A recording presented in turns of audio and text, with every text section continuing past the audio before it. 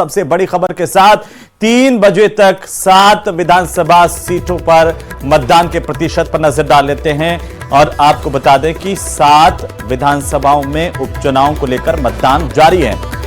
84 में 55.28% मतदान 3 बजे तक हो चुका है। सलूम्बर में 48.30% मतदान हो चुका है, तो देवली उनियारा में 49.82% मतदान होने की खबर मिल रही है। 3 बजे तक के ये आंकड़े हैं। रामगढ़ में 60 से ज्यादा मतदान हुआ है, 60% से ज्यादा मतदान 3 बजे तक रामगढ़ में हो चुका है। 84 में 55.28%, सलूम्बर में 48.30% का आंकड़ा 3 बजे तक सामने आया है।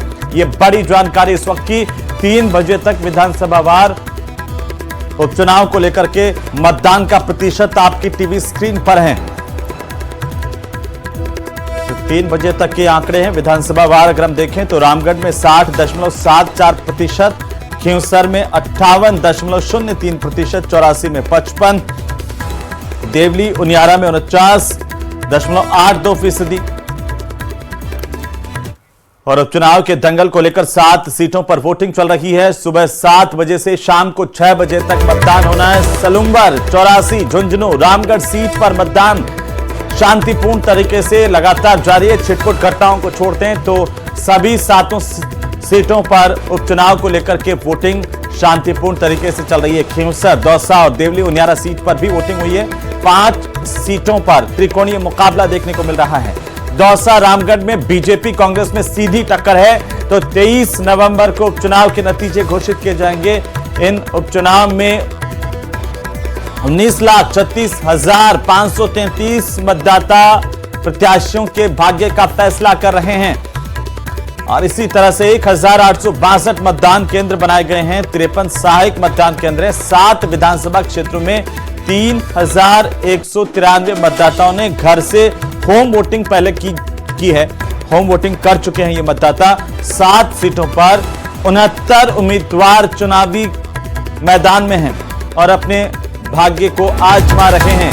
उपचुनाव के दंगल की अब तक की सबसे बड़ी अपडेट, इस वक्त की बहुत बड़ी खबर। और राजस्थान उपचुनाव में अब तक की वोटिंग प्रतिशत पर अगर हम नजर डालें तो रामगढ़ में अब तक सबसे ज्यादा 28.97% वोटिंग, झुंझुनू में 23.12, 84 में 26.42 और इसी तरह से रामगढ़ में सबसे ज्यादा 45.40% वोटिंग की खबर मिल रही है।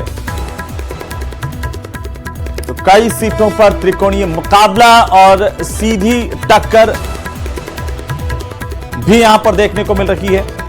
आज सुबह से ही मतदान केंद्रों के बाहर जैसे ही मतदान की शुरुआत हुई, लंबी कतारें देखने को मिली और उपचुनाव को लेकर के मतदान पर लोगों का रुझान अच्छा नजर आ रहा है। महिलाएं भी अपने घरों से बाहर निकल करके मतदान केंद्रों तक पहुंच रही है। यह अपडेट मतदान का डेटा आपकी टीवी स्क्रीन पर है। आपको बता दें कि छिटपुट घटनाओं को छोड़ दें तो उनियारा में जैसे एक निर्दलीय प्रत्याशी ने एसडीएम को थप्पड़ मारा, झुंझुनू से भी कुछ इसी तरह से छिटपुट खबरें आई हैं, तो वहां को अगर छोड़ दें तो शांतिपूर्ण तरीके से प्रदेश की 7 सीटों पर मतदान जारी है।